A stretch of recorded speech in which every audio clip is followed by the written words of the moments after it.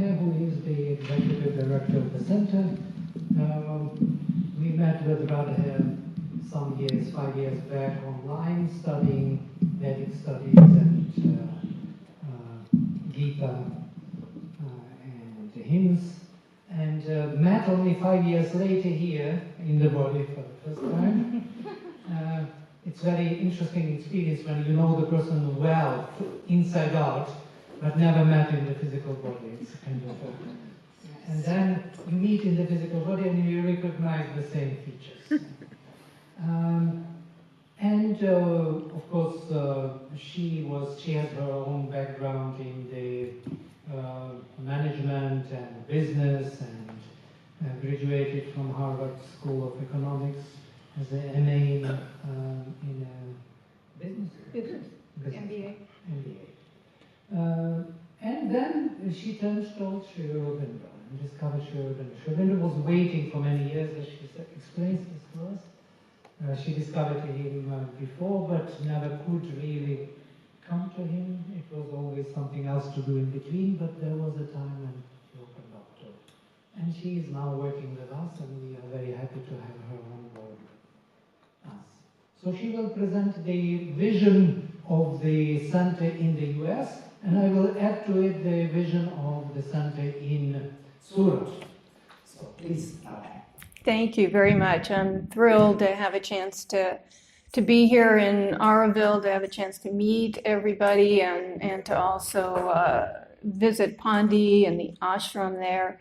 Part of the reason I came over, it's a 2.5 month stay for me, was to get a real good feel of what's happening here in Auroville, what the energy and vibration is in Pandi around the ashram and the ashram itself. HP told me, when you go there, you must bring back some of this energy, some of this vitality, some of this vibration to our new center. And he's right. It's so tangible when you come here and meet the individuals, see some of the activities that are going on. So I hope I can bring just at least a piece of what I'm seeing here and experiencing here back to our center.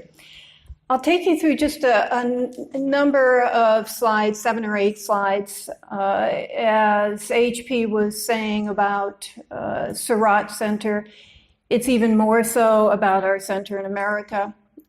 We are in the very, very beginning stages. Property just closed 3 or 4, 5 months ago. And so we are just putting together some preliminary thoughts, and here looking for thoughts, ideas, suggestions, things that you think would be helpful, directions that we should consider. So I'm hoping to, if not immediately after this session, if over the next couple days, I would love to have a chance to hear your thoughts and input about the center. So Sri Aurobindo Integral Life Center, again, SAIL.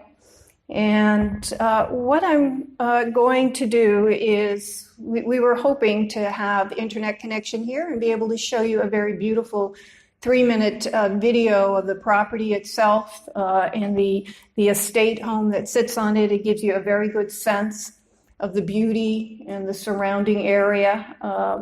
But instead, I'll take you through just a couple still shots of the property, and hopefully it'll still give you that sense of connection with nature. Very different setting, you'll see, than the academic university setting here in Surat. Between the two, we cover both kind of the academic and the more retreat-oriented facilities. So the purpose, and this is really, I think, the purpose of both centers, is to have a place for inquiry for people that are curious, interested, want to become more aware, to welcome them into the center, to provide education to those who are perhaps already on the path in terms of followers of Sri Aurobindo and the Mother and want to deepen their practice and path, and the application. This is one thing that H.P. Rama has been insistent on, is applied spirituality. It's not enough to be curious. It's not enough to learn. We have to be applying it to everyday life. And so application of the vision and works of Sri Aurobindo and the mother. So first and foremost, this center is dedicated to Sri Aurobindo and the mother. As you will see in a bit, we are also reaching out to two other audiences that we think will be very open to their concepts and to their principles. So let me just show you a couple pictures here. This is an aerial view of the property. It sits outside of Greenville, South Carolina, maybe 20, 30 minutes, over 300 acreage. It is 10, 12 years old, I think. The original owner was living in the estate house here up until the acquisition, and his wife and daughter were very much into horses. So they had 18, 20 horses, and you'll see in the back the kind of three different structures that are united together. It's a big indoor horse arena. And this will also explain why, although you see all these beautiful trees, there are patches that have been cleared, and this is originally for, of course, the horses to be able to feed and gaze on. So, and then there's a couple other smaller structures that are existing. So our plans, day one, first year, 12 to 14 months, is rather than going in and building new structures, we want to first, in what we're calling phase one, take advantage of what's already there. And so that indoor horse arena that I was describing, the three kind of united roofs there in the background, that's going to end up being lodging and dining facilities for roughly 100 individuals. It'll also contain an area for meditation, and there'll be some like workshop space, auditorium space for lectures. You'll also see the pool, and then off to the left there, another even smaller structure that's an existing workshop space. And so we will immediately convert that into an area that we can hold smaller workshops, 30, maybe 40 people, and also hold yoga classes, will be a fitness center. So again, trying to utilize what exists. The house itself will be a welcome center on the first floor, place for guests to register and guests to come and find information on the events and workshops that we have. But you can see it's very grand, it's very majestic, very much puts you in touch with nature. And lots of land to work with. So, you know, some of these cleared areas we're envisioning gardens, floral gardens. Most of you probably know Narad. He is very much involved with this project and will be helping with the landscaping and the design of the various gardens that we hope to have. One will be a floral garden of significations. We also will be having organic gardens, vegetable gardens. And given that we'll have the dining facilities, it'll be very easy, obviously, to also take advantage of the naturally grown, with consciousness, food on the property, and even be able to teach how to work, you know, how to cook and work with organic foods. And then eventually we'll have a couple other facilities in phase two that I'll mention in a second. So let me just show you a couple other pictures. This is just as you drive in, the main entrance, the driveway, circular driveway that you see going up to what will be the Welcome Center, almost 7,000 square feet. For all of you that have signed in and you've given us your email address, I'll be sure to send you a link to the actual video, because you'll get, really it goes into both the home itself and shows many different views of the property. And so, again, as part of phase one, the guest lodging, the dining facilities, fitness, yoga, meditation, outdoor amphitheater. These are some of the things we think in the next 12 to 18 months we can have. In the meantime, we do have the converted workspace or workshop that we will begin to hold classes in. The grounds, the gardens, organic vegetable, peach orchard. We're very lucky, and I don't know how many of you have been to South Carolina, but we're very lucky because the year-round temperature is perfect for growing peaches, apples, strawberries, blueberries. It's wonderful. So we want to make sure that we have plenty of, mainly for activity, plenty of orchards of what grows there, fruits and berries, in order to have activities for people that are coming to the retreat, ways for them to connect with nature. And then the outdoor will also have field sports, lots of nature walks, and there's a small lake on the property that will also have lake activities. I'm going to just go back a second to this picture, because something came to me this morning as H.P. Rama was mentioning the 4 Mahashaktis, and it came to me that this is really what we want this land to hold, is those 4 emanations of the Mother. We want this land for people that come to be able to tangibly feel. And as you look at this, right, the Maheshvati, if I'm saying that right, Maheshvati, that wideness, right, that breadth, that space that can hold a higher consciousness, you can see it tangibly. I can see it tangibly in this land. Sri Lakshmi, the beauty, the harmony, so much nature. We've got birds, we've got butterflies, we have deer. So it's so prominent, her beauty within Mother Earth, and the harmony between the animals, between the different vegetation that's growing. Sri Kali, Mahakali, transformation, although it's year-round, nice temperatures, we do have seasons, so constant transformation happening on this land. And even as we kind of look to the future and how we design it, it's not going to be static. It's not going to end at phase 2 and we've got these structures and that's it. It's going to be constantly evolving depending on the needs of the people that come to the retreat. And Maha Saraswati, right? Perfection in the craft. So everything that we do, any building that we have, any garden that we plant, any workshop that we give, we want to do it with the consciousness of perfection of the craft. And my belief is that if we can hold that energy of the Mahashaktis within this acreage, that people that come will feel it, will connect with it, will find it reflected within themselves, and will be able to manifest that freely as they look around. So I just wanted to share that part of the mother symbol that very much I think is shown and will be held in this property and held in everything that we do.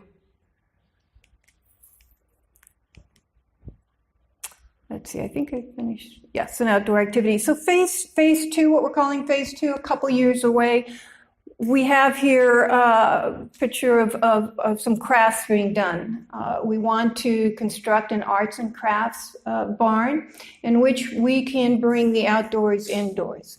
So participants, children, school students, adults, families, they can come and they can, I just put a couple examples up here. They can do crafts, paintings, pottery, working their hands with the dirt. The floral arrangements I'm floored with here in India, so definitely want to come back and incorporate that as a craft that can be done at the offsite, or I'm sorry, at the retreat. So it doesn't matter really. I mean, we have lots of activities here. It doesn't matter so much the individual activities that they're doing, but we want to provide a dynamic environment where whatever it is that they're going to be doing, that it provides a channel for this divine consciousness to manifest through them. And so we want to do things that interest children, interest the youth, interest families.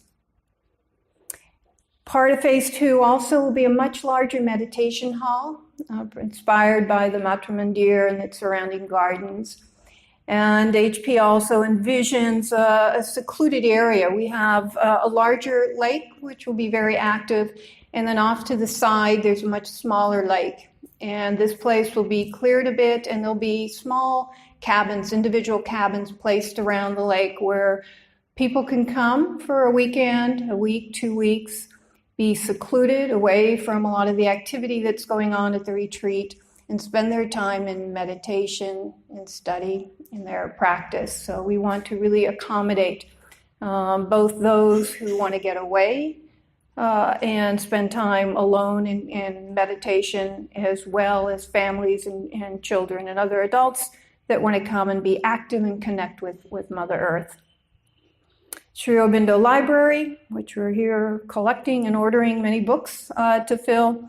And then eventually Ayurvedic Health and Wellness Spa. Everybody that comes, we want them to leave with a touch of India and being exposed to the health modality of Ayurveda, being able to take a treatment in Shirodhara, to be able to get an Ayurvedic consultation, to be able to learn Abhyanga, how to eat right based on their dosha. These are things that we would like to expose all the participants that have an interest in. So we'll have an Ayurvedic health and wellness spa. We will have other modalities there, but the focus and specialty will be on Ayurveda. So the center itself is really hoping to be of service to 3 different segments, if you will. First and foremost, current followers of Sri Aurobindo and the Mother, devotees. And in the States in America, there is, unlike India, the follower base is very dispersed and what I would call very minimal. And so one of our first things we want to do is grow awareness of Sri Aurobindo and the Mother, and those that are already followers, provide them with support out of our center. And that support, it's currently, HP Rama has been having annual integral yoga conferences. We hope to make that a bit more international, have people from India, Europe, and other places come and really speak to the level of the devotees and the followers. So we have been bringing teachers from Pandi and Auroville over for the last 6, 7, 8 years.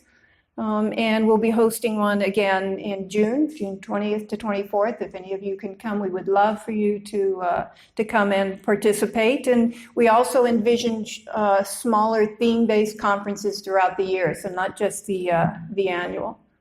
Educational courses and resources. So Vladimir will be talking about eCampus concept that we were brainstorming about in Surat last week, and some thoughts that we have on how both centers and all devotees could benefit from this. So I'll let him go into a bit more detail there. But the point I wanted to make here is really the second bullet, the preservation of countless writings and publications.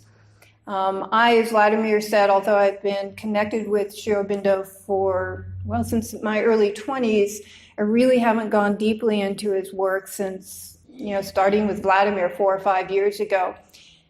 And one of the things I noticed was that it's very hard to access. In fact, at first, I didn't realize that there was so much being done here in Auroville, here in Pandi, here in India, around disseminating lectures and talks and written works on Sri Aurobindo and the Mother. I knew Vladimir and what he was doing and studying under him, but totally unaware of the wealth of information that's out there.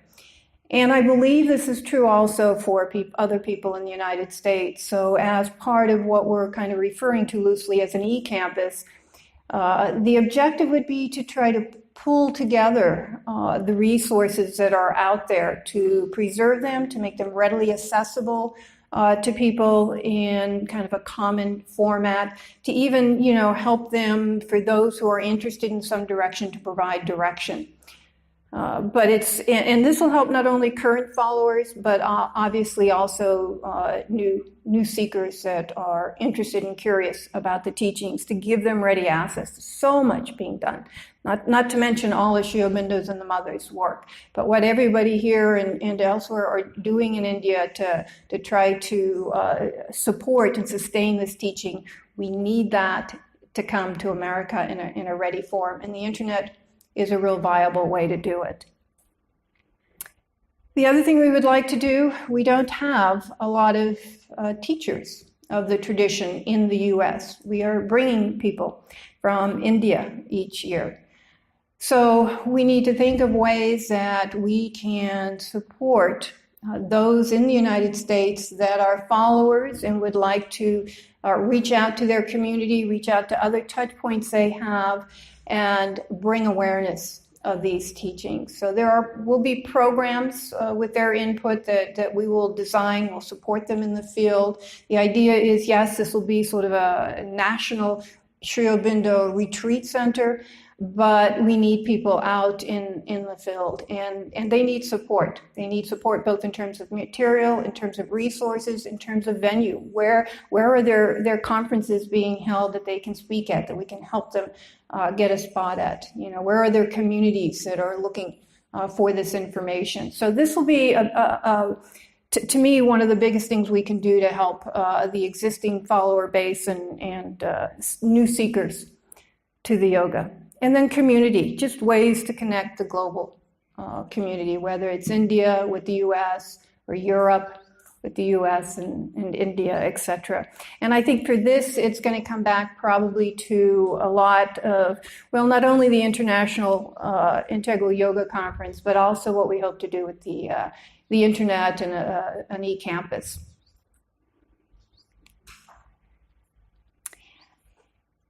And for those that aren't current followers, this is very much meant to be an inclusive center. Anyone that is inquiring, anyone that is open to transformation, anyone that is seeking spirituality or spiritual knowledge, no one will be turned away. Everyone is welcomed. And we believe those that are most aware, most open to Sri Aurobindo and the Mother's teachings, they will come. They will come with curiosity, and if they want to learn more, we will have workshops and we will have programs that they can progress on their path with. And if they're simply curious, we will have what I'm calling Integral Life Series, just very kind of non-denominational teachings, workshops, classes that will use the core concepts and fundamental principles of Sri Aurobindo and the Mother, but not necessarily pushing in their face Sri Aurobindo and the Mother's names. You've heard a lot about what we're calling the 12 living principles, or the Mother's symbol, her 12 petals is what I refer to them as. These are concepts that apply to everyone out there.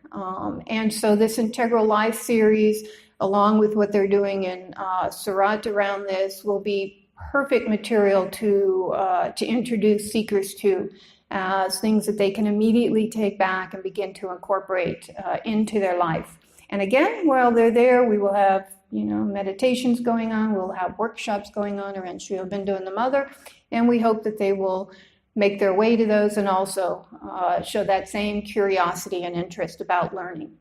So it's a big market in the US. It's, there's something being called the seeker culture. And a large part of this culture is the yoga market, which is to some extent superficial, but 36 million people in the US are doing yoga, teaching yoga, participating in yoga. And this is kind of the group that I believe are going to be most open to new ways. They're already open to Buddhism and they're already learning about various spiritual paths. So if we can tap into that market somehow, and there's plenty of ways to do that, then I think it's wide open what can be done in the US around awareness for Sri Aurobindo and the Mother. So it's a very, to me, really exciting area that I think we can, it's not a layup, but with some thought and some deliberation, we can certainly bring the teachings and introduce it to this segment. And then just in general, because it is a beautiful retreat area, we'll have lots of activity going on. It's very close to 2 or 3 major metropolitan areas. We will be having weekend getaways, 2-3 day weekends that family and children and others can come and just get away from city life, get away from their daily life, and engage in activity, be part of what's going on with the earth and the gardening and the flowers, and we'll have plenty of activities for them. But again, you know, we will have the meditation and the workshops and the lectures going on the side. So hopefully we'll, you know, touch individuals coming for these getaways, which you have been doing the mother's teachings. The third, so we talked about the followers of Sri Aurobindo and the Mother. We talked about seekers in America. The third market, or the third segment that is really unfolding much quicker than you would imagine, is the corporations in America.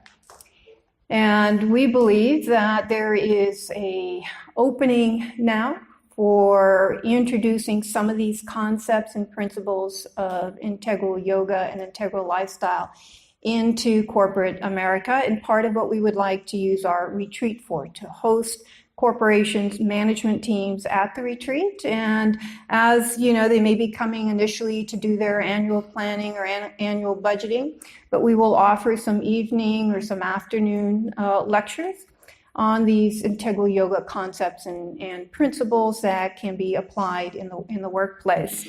And so I put up here just a couple companies and what they're doing to give you a sense of the movement in the U.S. In June of 2017, Aetna Insurance, large major insurance company in the U.S., had been sending any and all employees that were interested in taking a mindfulness weekend course. It's we call it mindfulness in the U.S. It's a version of Vipassana, but there are many mindfulness centers already being embraced by communities. And so Aetna has been sending their employees for the last 2 or 3 years to weekends to these centers to engage and learn mindfulness.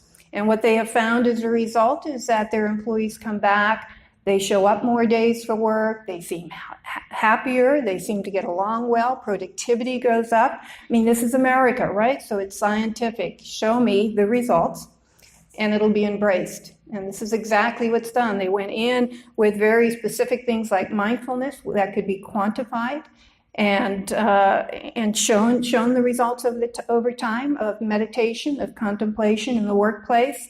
And companies are beginning, like Aetna, to not only embrace it by sending their employees, but Aetna investing millions to open up their own center now, where all employees will go through mindfulness. And this is just a picture of a few of the Aetna mindfulness group coming together to talk about plans. Another example that HP likes to speak of is Hyatt. Hyatt earlier in 2017 acquired a wellness resort group called Miraval Group. It was what we call a destination spa, mainly for business travelers, but they have now entered the space over the last year or two into yoga, meditation, spiritual practices. So they've expanded and now touching those that come to them or offering them various spiritual knowledge, spiritual education, spiritual practices. And so Hyatt has invested, and you'll see that $375 million to purchase this group. It's based on two different wellness centers that they own. And you'll see the quote here, Hyatt CEO, there is a clear focus on wellness at many corporations to really promote a holistic approach to the individuals that are working for them so they can be productive and happier. Very much a U.S. mentality. Yeah, the important thing is they call it wellness, they call it holistic, right? But in there, what's been integrated is, again, things like yoga, pranayama, meditation. And so if we can be sensitive as to how we approach companies in the US, if we can position it right, there's plenty of opportunity to get some of these fundamental concepts and principles of Sri Aurobindo and the Mother into corporate America. And it's like H.P. Rama was saying, doesn't have to be anything fancy, has to be very applicable, and it has to be taught in the right language and with the right approach. And so again, coming back to just the 12 living principles that will form kind of the foundation for our educational series at the workshop, we'll also be introducing into corporations, corporate America. Okay, almost done. In fact, I think maybe just one more. That's it. Look at that. So that's a quick overview. Again, very much in the infancy, not even birth yet, but we're very excited for it. We see a lot of opportunities to leverage what is being done here. And actually, there was one more slide. The last slide had to do with efforts that we want to do to help coordinate activities that are happening in the U.S. currently with other Sri Aurobindo centers, as well as what's activities and events that are going on with the Auroville International in the U.S. So we also hope to work with them, and where resources are needed, do what we can to provide them. Where there can be some collaboration and some synergy, look for ways to do that. So I would just open it up for any questions or comments or thoughts. Yes. So that is a great because it's already late. It's again wonderful project. So I saw the pool. I thought we have this famous school of Vatsu here, which is such an amazing School of Vatsu. Vastu. Maybe you should try to make Vastu. Water-based Okay. body work. So we have a goal. Actually, I am coordinating the orbit therapist group for many years. So if you would like to connect, you're most welcome. Thank you. Thank you.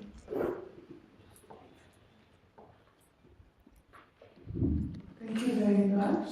Thank you. I'm delighted that in America, where I lived for over 18 years, people will get the wonderful effects of the principles of the Mother and yoga and consciousness in daily life. I lived in California for many, many years, and I taught physical yoga, that is Hatha yoga and pranayama and meditation. Many professionals came. There is certainly an interest beyond Hatha yoga to understand the meaning of life and Right. to be connected to the divine, to find complete happiness and well-being without depending on anything else. So I'm sure this will help Americans. I consider myself Indo-American, or global citizen. And I did lectures, as I already spoke earlier, on consciousness and Nice. Sri. Perfect. In fact, Northern and Southern California have a lot of Sri devotees. They also have an opening. Along with Buddhism, I find that integral yoga appeals to many Americans, even though the final result cannot fully be quantified. But it's a qualitative experience of well-being and happiness and awareness. Thank you very much. Thank you. Thank you. Thank you all. And again, any thoughts, input, ideas, I'll be here the next 3 days, so please come up and would love to talk. Thank you.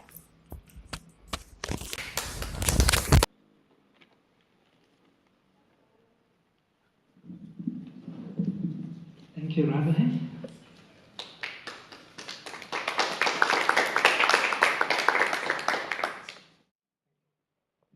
Yes, I want to cover something what is happening here in Surat. It was very beautiful presentation by Radhe, what is happening in the US, but Surat is first. Yeah? The whole project is already there, laid out, the whole idea is, I wanted to show you some videos, maybe, or some pictures before, maybe, but there is no time. So, cannot do everything in 5 minutes. Should I go through the concept or the pictures? We have to Concept. Pictures are better. Concept. Concepts? Yes. All right. Pictures over lunch. We can. Yeah, pictures we always watch. So the idea was that the Sri-Aurobindo Integral Life Center is the heart, is the core, from which the whole educational complex is being evolving or charged with its presence. So it is this radiating center for Sri Aurobindo and the mother vision and work for humanity. So there are many different spaces, guys, you see here, designed. There will be research and study in Sri Aurobindo, space for personal and group corporate retreats, which is also one of the demands of time. A space for quiet concentration, contemplation and meditation, creating new literature and resources based on integral and transformative education, supporting and facilitating other centers, networking with other centers. We were talking about eCampus today. eCampus is another great project where all the organizations can easily interact and bring their resources to help each other to develop programs. Impacting media in the light of Sri Aurobindo's vision. There was an idea to create even Auro TV. There is discussions going on about it. Impacting thought and policy in government in the light of Sri Aurobindo's vision for India. Politics. Creating think tanks for social and political action, creating a new course content for higher education, reviewing, revisiting, deconstructing the domains in the light of spiritual knowledge, opening new pathways in thought and consciousness, creating new dimensions of experience which were not mentioned before. Develop course modules based on the integral vision. So this is the visual part, what we would like to do. So I will be very brief. So here we have the overview of this center. We can have the domains or the directions of integral yoga, integral education, integral psychology, integral consciousness studies, integral art and music concepts, and even studies. Indian spirituality in Sri Aurobindo's light, that's what I was suggesting. Integral management and leadership, integral science and technology, social sciences, mass communication, Sanskrit and Indian linguistics and literature, integral core values, integral health and healing. We put everywhere integral as a key word, which means that we want to connect the inner and outer. We want to bridge and create some new dimension in the activities in the life of man.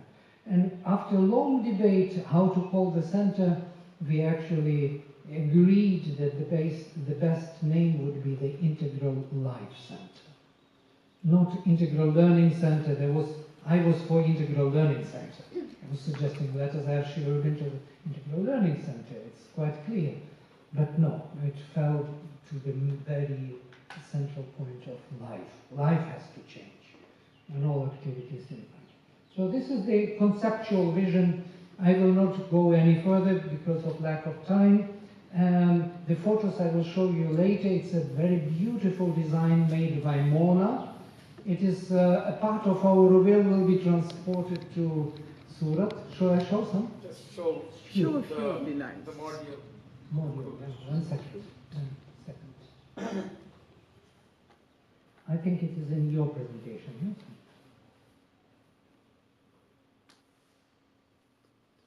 Yeah. Let me show you some. Show the main. Not this.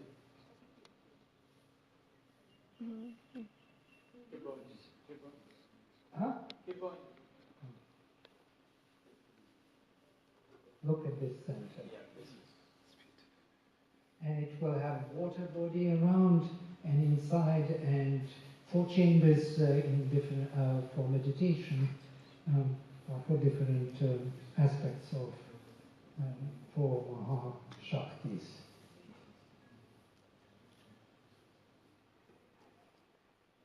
It is in the final stage, in the stage of finalizing, and the building will start within a few months.